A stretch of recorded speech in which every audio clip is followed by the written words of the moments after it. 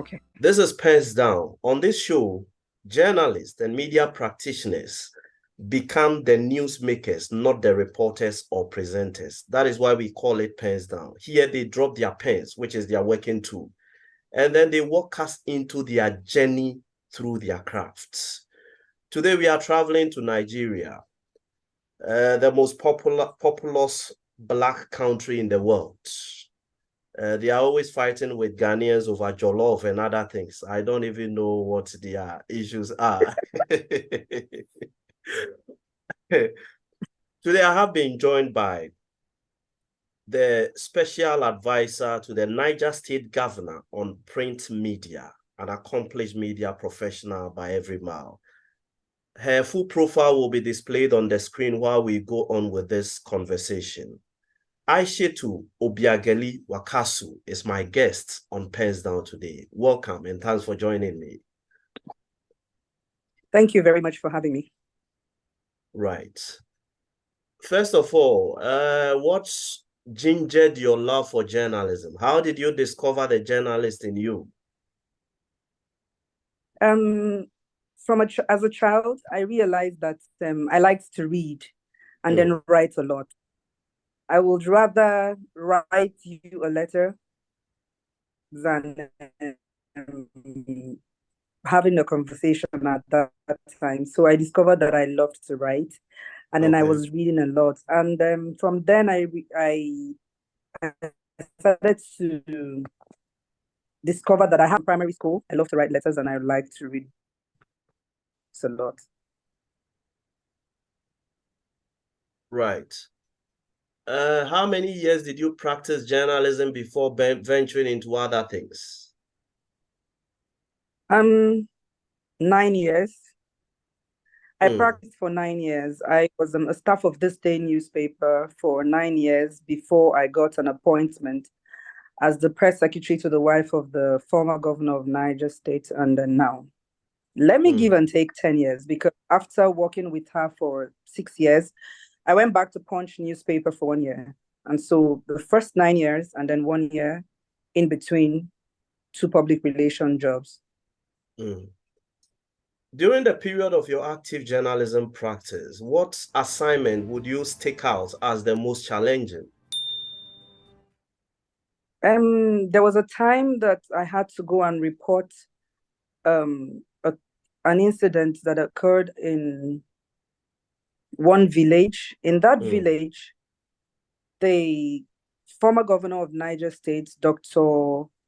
Muazu Babangida Aliyu, was taking away people, was moving people that seemed like then bandits. Let me not use the word bandits. They would have turned out to be a security threat to the state at that time. So he dislodged them. Now, for me, it was very challenging, because what they did to us then was we were not informed of where we were going to. They just picked 3 journalists in the night, security vehicles, armed security men came in from Abuja. The people who even did the operation were not from Niger. So these armed security men came in from Abuja. They just told about 3 or 4 of us who were journalists then that you are going for an assignment. And then we moved in at night, and the security men rounded up this community and then dislodged everyone in that community. And as a journalist, I traveled, that night with security people going to dislodge a sect. Yes, it was a sect at that time, Darul Islam, I think, a sect of some people from a particular part of Niger State. So for me, it was a huge challenge traveling at night, risky terrain. You could see people holding guns, so you know that it could get dangerous. So for me, that was it. Journalists are trained to be observers, not participants in the news gathering and reporting enterprise. But we are human beings. How many times did you ever get so emotionally involved in the line of duty, such that the issues you were grappling with became so overwhelming that the human in you manifested more than the journalist in you? I have had one situation, and it had to do with when I was reporting the case of some women who had vesicovaginal fistula. Mm. So I was at the hospital, and then I saw very young girls who were within the ages of 13 and 16 who had VVF. I was supposed to be a reporter, but I found myself breaking down and crying as a result of the stories that they told. The story that touched me the most was the story of one little girl. I think she was about 12 years old, Asabe, who got married early. She had protracted labor. They didn't take her to the hospital. They kept trying to see if a traditional birth attendant could help her have the baby until she couldn't. They took her to the hospital. Eventually, the baby died, and then she started to leak of VVF. And then the husband still left her. So it was a very bad story for me. And then I broke down as a journalist a long time before that story. It's still one story that's still, in my memory all the time. Let's talk about social media. How has it changed the course of journalism? Social media. Yeah, unfortunately, social media has, I don't want to use the word taking over journalism, but it has bastardized journalism. Wow. Because everyone who is able to write a sentence or two with a photograph calls themselves journalists now. They go there, do whatever they like, while the main people who are the real journalists do not even have. People prefer social media now. People prefer social media. Even in Nigeria, you discover that newsmakers would prefer a social media person than the mainstream journalist. So what they do is they prefer them. They have practically taken over the job, and it is so unfortunate. Does it mean journalism is facing a credibility crisis? Why do they not trust us anymore? Or now they have options? It is not lack of trust. It is options, and then they believe what they see much more than the stories that we write. Does journalism pay? Journalism is a thankless job. It doesn't pay. Do you agree to calls that journalists should be licensed? I do. Journalists should really be licensed, and when they do, it will take away the bad eggs from the profession. Now let's look at this angle, which some colleagues have said is a downside to any attempt to license journalism. They say politicians and their political cronies can be very smart. And if we are not careful, they might smoke screen themselves behind licensing bodies to settle scores with journalists who are seen as adversarial or those who do critical journalism, possibly from renewing their license or even giving them licensing outright. Do they have a point? Well, I do not think they have a point.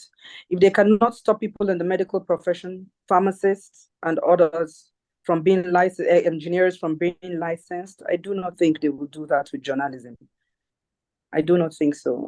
But I'm just of the opinion that we as journalists should be licensed. You will not expect them. In law, if you are not called to bar, in the medical profession, if you are not licensed, you cannot practice. Why then does everybody, an architect is a journalist today because he can write?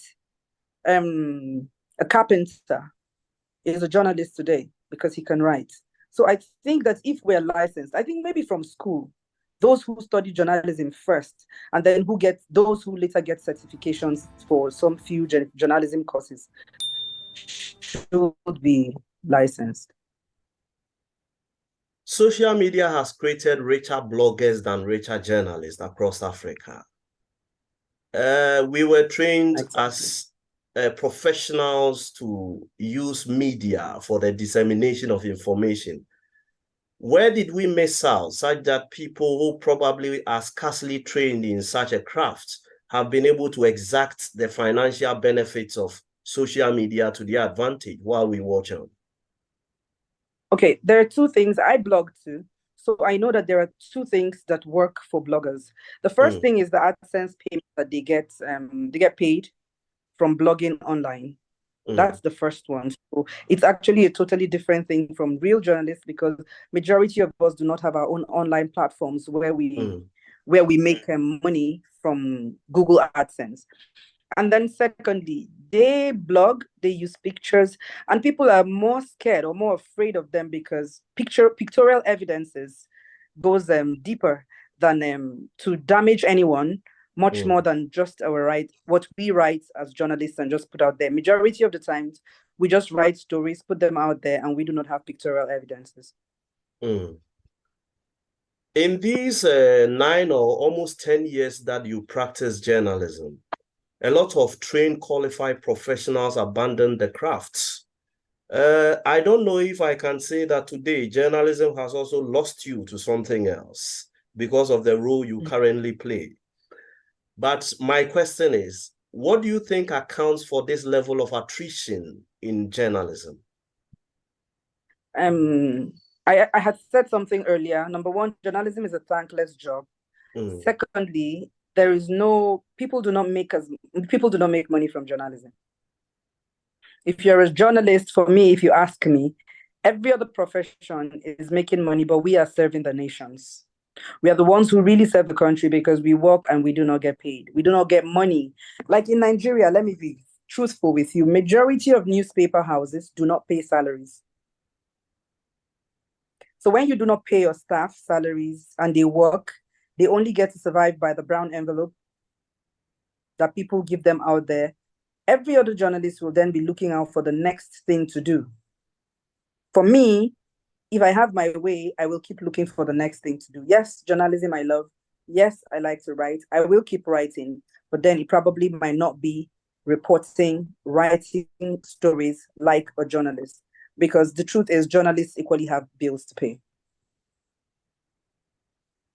On the back of that, has journalism lost you to maybe public relations or corporate communications or whatever you want to look at it?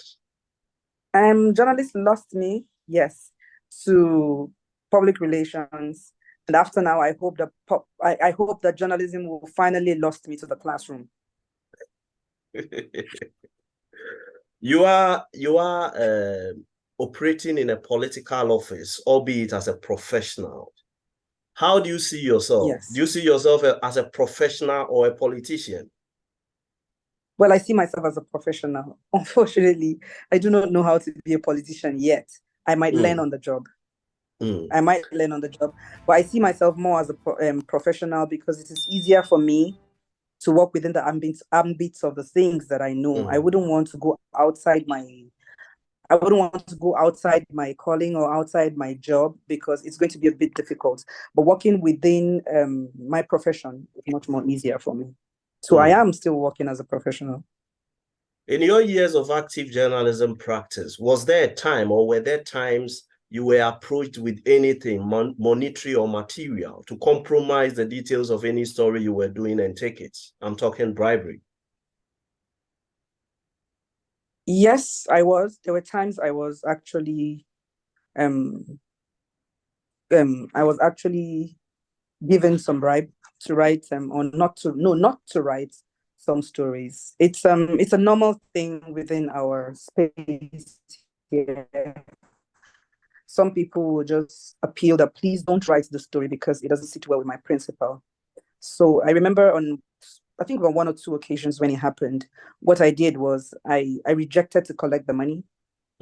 And it was either ways for me. Either I reject to collect the money and write the story, or I reject to collect the money and don't write the story. But it didn't have to be that money was collected because somebody wanted to take bad press off his principal.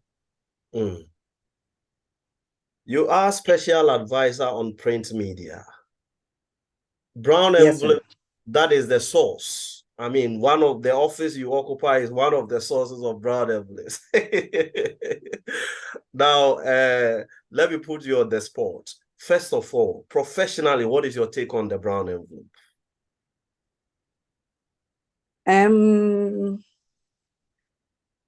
Unfortunately,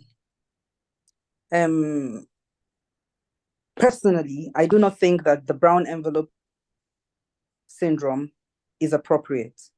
But then the truth still remains that journalism cannot survive in Nigeria without brown envelope.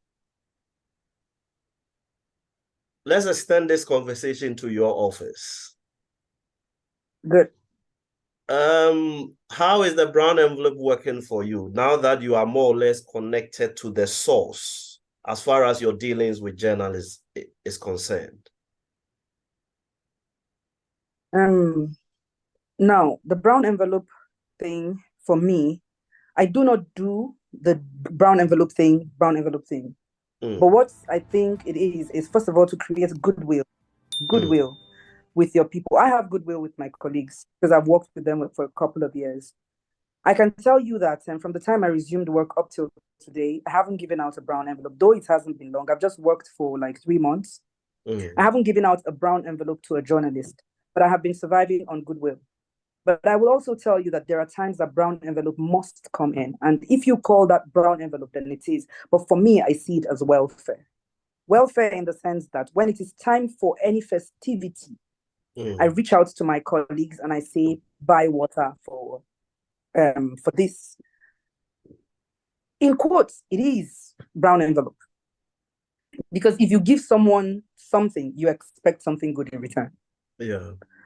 But then this is not to say that it is brown envelope because I want somebody to bend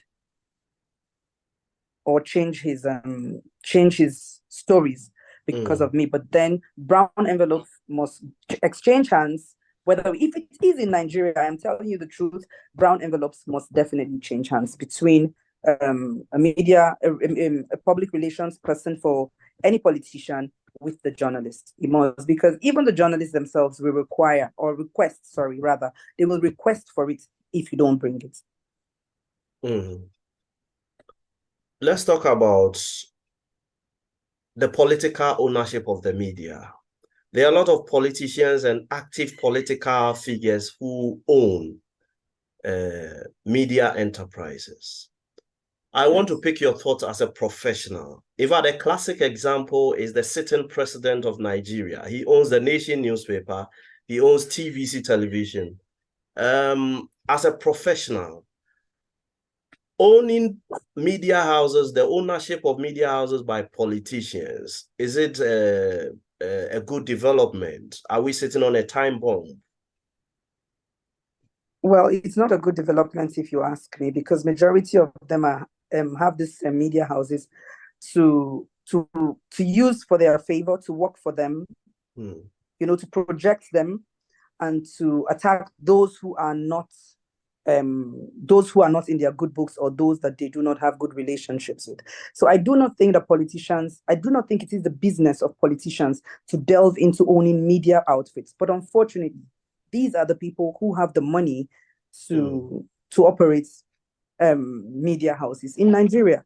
Firstly, we do not have lights. We have issues of epileptic power supply in Nigeria. Now, it is only someone who is a politician, who has the money to afford to pay for diesel, that can run an outfit like that. There are some media outfits in Mina, I can tell you. Some of them are in the radio stations. Sometimes they go off air because of lack of lights, lack of power, and then the cost of fuel to run generators. So it is only these politicians who have money to run such enterprise.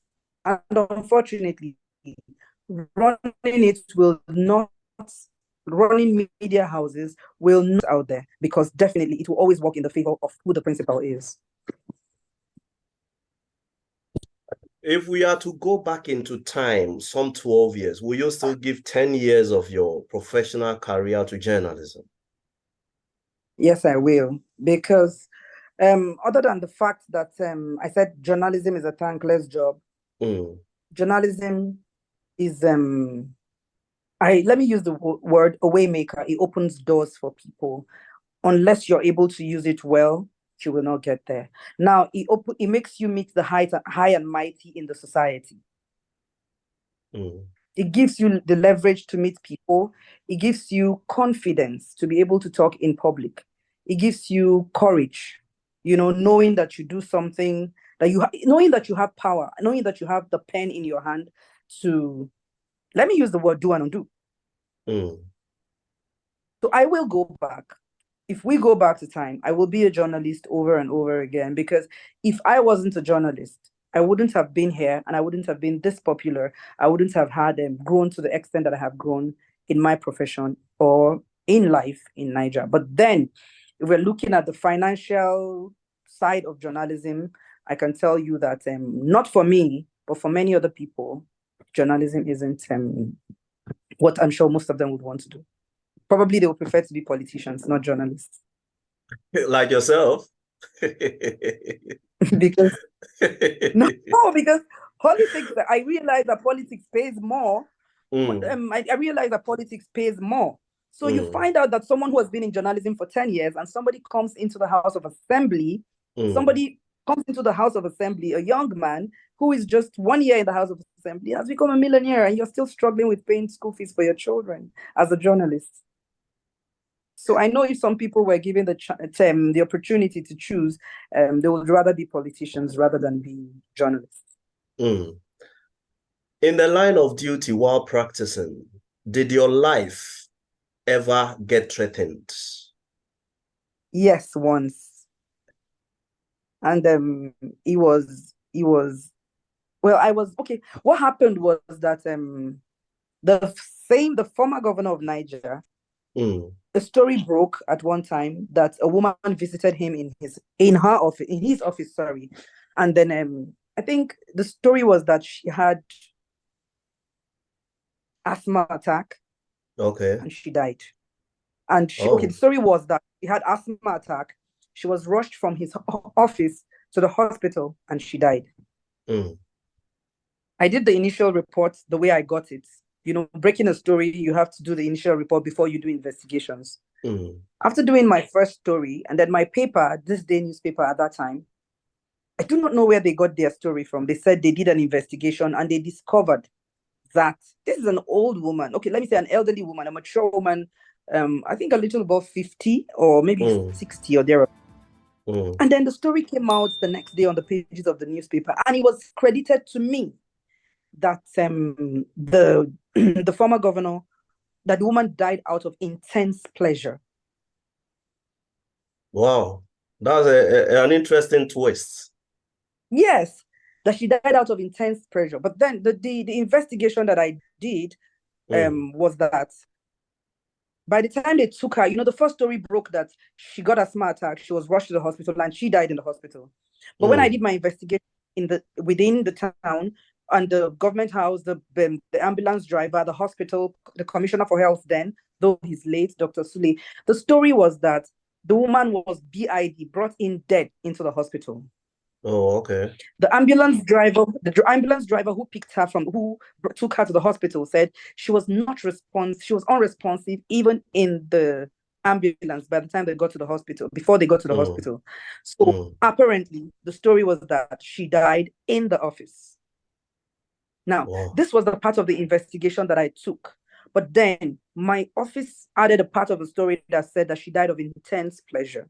Now, this was a period where the then Niger State governor was fighting with, or was not even fighting, okay, it was this Goodluck Jonathan thing. They didn't want him to go for presidency again. He had already done how many, this G5 thing at that time. Yes. So I think what they did was that, I do not know if that particular part of the story was planted, but it just needed to maybe embarrass him. So the next morning, the story broke. I was shocked. People started to call me. My phone was buzzing. What is going on? Did you write? I didn't write this. This is not my story. I had to start looking for my own main story to send out to my friends, because my friends became worried about me. But ordinarily, Aisha, you won't do a thing like this. I said, I won't do it. I started sending, this is what I sent. This is it from my email. This is what I sent. I didn't add this. I don't know. And then I started to receive calls. They're going to kill me. Why would I do a thing like that? I shouldn't come out. If I come out, I am finished. I am this, I am that. And I'm like, really? So I had to stay in my house for more than 72 hours. I refused to go out. After a while, I kept telling my office, but I didn't write this. Don't worry, things will be fine. Don't worry, things will be fine. And I had to leave Mina for a couple of days, go spend some time with my sister in Abuja. So that one story I can never forget. It was for me unfair because I didn't write that story. And then if anybody was going to get back at anybody, I think I shouldn't be used because I am the one on ground and my life, would was just being put at risk for no reason. Didn't your office give you any justifiable reason for using your byline against something that you actually did not alter? Wow. Okay, the truth is that my story was there, but yes, they added something in my story that I did not write. wow. So that's the problem. It wasn't like, and that was why I told you the part of my own story was she had already died before she got to the ambulance, before she got to the hospital. And then I spoke to her children. I went to the house and I spoke to her children, and her children tried to tell me that, let me know that she wasn't even asthmatic in the first place. So you see, that was my story. My story was that she had died from the office. So I didn't think it was appropriate for anybody to say she died in the hospital. That was my investigation. Why she died in the office is what I could not tell. But my office was claiming that it was because she died of intense pleasure. Wow. Yeah. That was damning and unfortunate. Very, very. But fortunately, there were people who spoke for me. They were like, no, Aisha wouldn't do a thing like this. Aisha wouldn't do a thing like this. At least, they spoke with the governor, they spoke with other people. And before I came back from Abuja, nerves had already been calmed. But if not, that's one experience that is a difficult one for me. And I really felt very bad. I still do feel bad anytime I remember it because my life I could just have been killed for no reason. How many years were you? How old were you on the field when this thing happened? I was 32. 33. No, I sorry, mean, 33. how many years had you been practicing when this issue happened? 5 years. 5 years. Now, yes. will this singular issue also become one of the breaking points for you or the breakup points for you between you and journalism years later? No, not at all. No, not at all. I find journalism very interesting. I still do. You see, there's a possibility that I could still go back to journalism one day. Because I I thought you love said to earlier write. on that maybe we'll lose you to academia altogether. Yes, but then even being an academia, I could still be writing opinions and columns. Yes, that wasn't even it. There was really nothing that broke me to say that, enough for me to say that no, not anything on the job. That's the reason for me. And I think that if you have to prepare for a future, 70% of it is not in journalism. When you eventually land in academia, do you intend to help in the training of the next set of communications professionals, or you are looking at a different field? I'm looking at a different field, leadership and good governance. Right. Now tell me, let's talk about your golden memories, the 10 years or almost that you practice. Which times or moments stood out for you as the most cherished? For me, it was the commendations that I got from very respectable people in the society. Commendations for me was is or are still much more than finances for me. I remember one time I just got a call one day, and the person said to me, "Hold on, General Ibrahim Badamasi Babangida wants to speak to you." Wow. And I went, "What?" And then I took the phone. You mean the and I former was president trying to of greet Nigeria? Yeah, Yes, and Wow. I was almost kneeling down. I was almost kneeling down to greet him, and he says, Aisha, how are you? I said, I am fine, sir. He said, okay. He wanted to give me a story. And so in less than 3 minutes, he was done telling me. And then I just got my pen and paper. And in less than 3 minutes, he was done telling me what he wanted to say. And I said, okay, thank you, sir. And that was the end of the conversation. And I went and I wrote a story that was a little above 8 paragraphs from that little conversation that we had. And then the next morning, boom, it was front page of the newspaper, and it was an exclusive story to only me. So for me, for someone of that caliber to have, to call this girl for me and let me, it means that my job had been recognized by someone of that caliber. And I can tell you that after that time, I did the job, it came out, he saw it, and someone called me to say that Baba said that you are a good girl. So when I hear people like that who have seen high people, who have seen the mighty, look at a little girl like me for the little thing that I did, and I did it, I wasn't paid for doing it. It was a joyful thing for me to do a story for a former president. It was, for me, it's a huge thing. It's not the regular story that everybody goes to his house, gets a story and leaves, and then it's on almost all the pages of the paper. No, no, no, no. This was a specific story that was given to only me, and I hit the front page the next day. And so for me, that was one of the biggest that was the biggest thing for me in journalism. It was the biggest thing for me in journalism. Would you And that opened more advise doors. Would you I'm advise a here. Go ahead. mentee or even your own child to take to journalism once they express an interest in it and they want to seek your advice? Definitely. I've had to advise people to take the job to do journalism. I have had to. If my son had said that he wanted to be a journalist, I would let him be a journalist, because I can tell you that as a journalist, you're informed.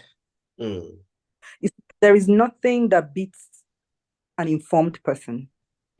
You're knowledgeable, you're informed. And now this knowledge and information are the main things that anyone needs to get to any point that they need to get to in life.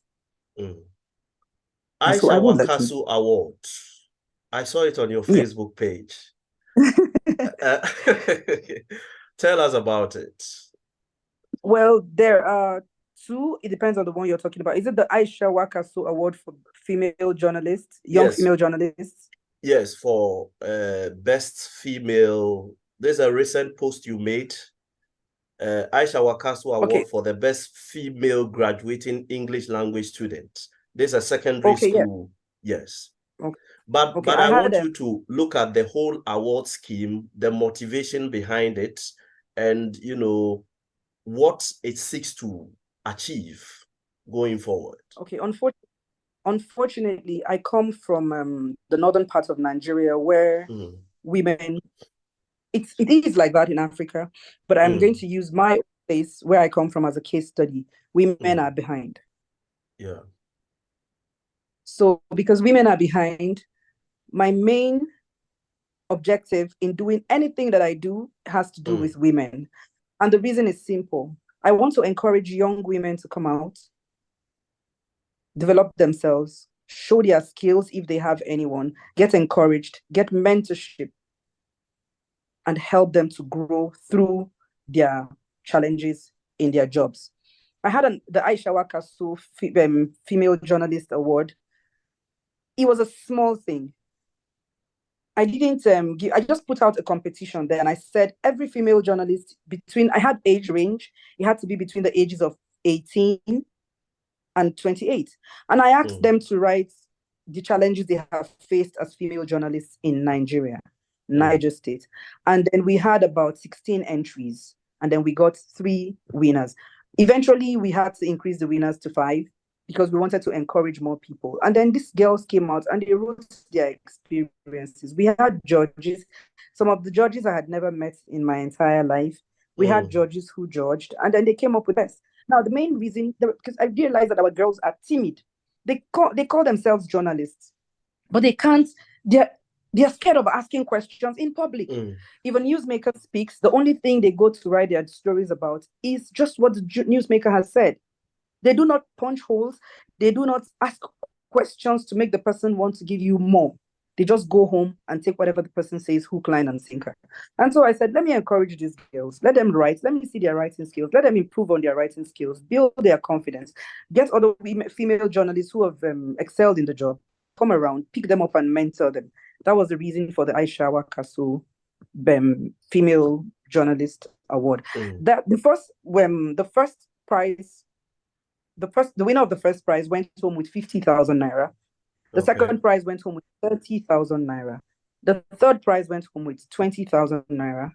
The fourth prize went home with 10,000 naira. And then the fifth prize went home with, I think, 5,000 naira. Now, it was just to encourage them to apply for sort, because there are a lot of competitions or a lot of entries out there for female journalists, and they do not even apply at all. So this was just to make them come out, apply for competitions, compete with other people, and then develop yourself, get some skills, more skills, and get awards for it. Then the last one was a couple of weeks ago, about 3 weeks ago, best female graduating English student. Now I realized that people are very lazy. You find a young person writing a text message, and YOU, which is you, they change it to you.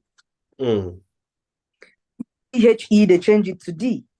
YOUR, they write you, your U and R, So I discovered that people are very bad with English. They do not care. And in the days of AI, artificial intelligence, I realize that people are beginning to opt for artificial intelligence much more than, the skills that people actually, human intelligence.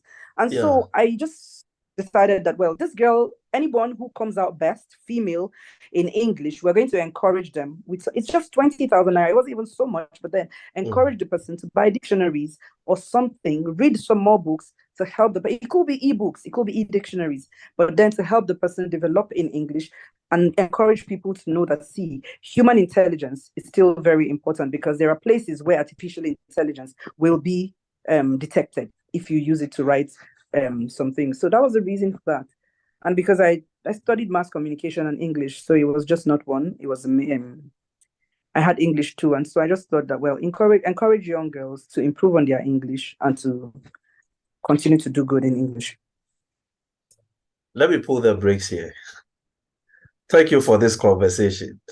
I know you're a very busy person, and I truly, honestly appreciate the time you've made to be on PENSDOWN today. Very grateful for your time. Thank you for joining me. Today, we've had the company of Special Advisor to the Niger State Governor on Print Media, Aishetu Obiageli Wakaso. She's taking us through her journalism journey, and we've picked a few thoughts on media matters that border directly on the media.